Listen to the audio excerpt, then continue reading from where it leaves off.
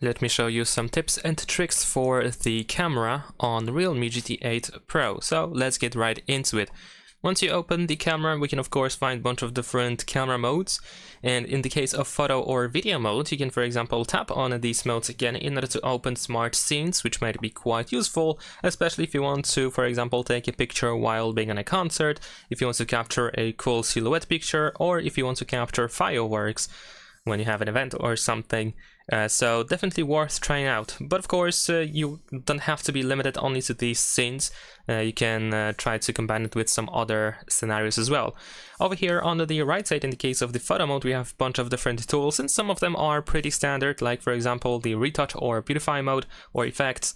And we have different filters, or maybe even the light combinations, like for example, we can apply a misty light, glowing light, or dreamy light.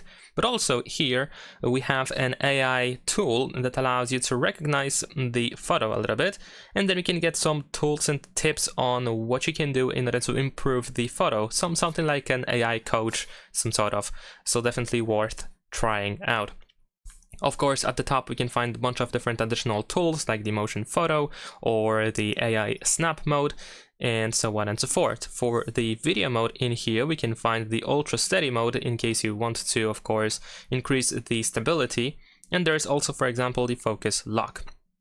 Now, what is quite interesting is that the video mode also has the depth of field, which we can apply in here. However, we are limited to 30 frames per second if you actually want to use that depth of field. We have a dedicated Ricoh GR mode, which allows us to, for example, capture photos in the RAW max format. There's also the snap option in here, which is the snapshot focus distance. Actually, here we can tap on this icon in the upper right corner in order to, as you can see, we can see the millimeters of each lens, which can be adjusted in here by using these two lens options. We can also switch from automatic to pro mode, which allows you to include additional parameter settings, just like you have in the pro mode. So this is definitely quite convenient to use. Not only that, we also have some additional options, or actually presets, here in the bottom right corner, where we can use one of these presets in here, or you can tap on this slider icon in order to save your own preset and set it up with the saturation, hue, contrast, and so on and so forth. In the more section, we can find some additional options as well.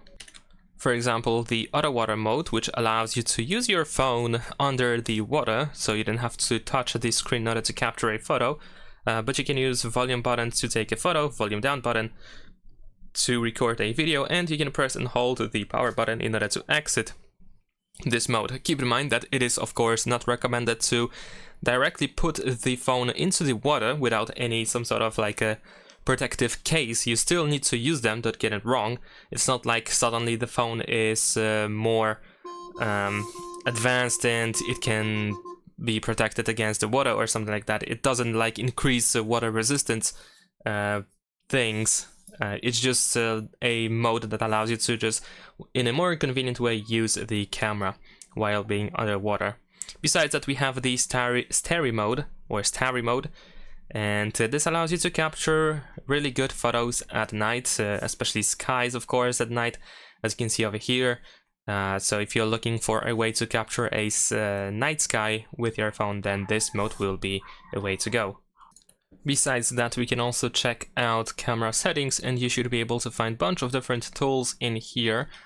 For example, we can find shooting methods, where we can toggle the show palm option. With this option being enabled, you can show your hands to the front camera and capture a photo without having to even touch your phone. Besides that, one of the settings that is worth checking out is the bitrate over here for videos, which might be set to standard. So of course, if you want to have videos in even higher quality, you might want to turn this option on. And let me actually double check if there is something similar for the photo mode. But it seems that no. Maybe over here in formats you can check, for example, if the high efficiency image is enabled. If you want to use it, of course, keep in mind that some apps might not be able to use HEIF format, so you might not be able to, for example, post some photos somewhere. But that is, of course, something that you should have to verify for your specific app. And of course we also have the quick launch shortcut. This allows you to double press either volume button when the screen is completely off in order to quickly launch the camera. You can also launch and take a photo, and you can decide which mode should be used when you quickly launch the camera. And that is pretty much it. Of course, there is probably some more stuff that I can mention in here, but if there is something that is crucial that you think that I missed and that is available in the camera on the Realme GT 8 Pro, then be sure to check out the comments, of course. And if no one suggested it yet, then of course you can do so. So please let me know in the comments, and so that everyone can see that as well. So thanks for watching, leave a like and subscribe.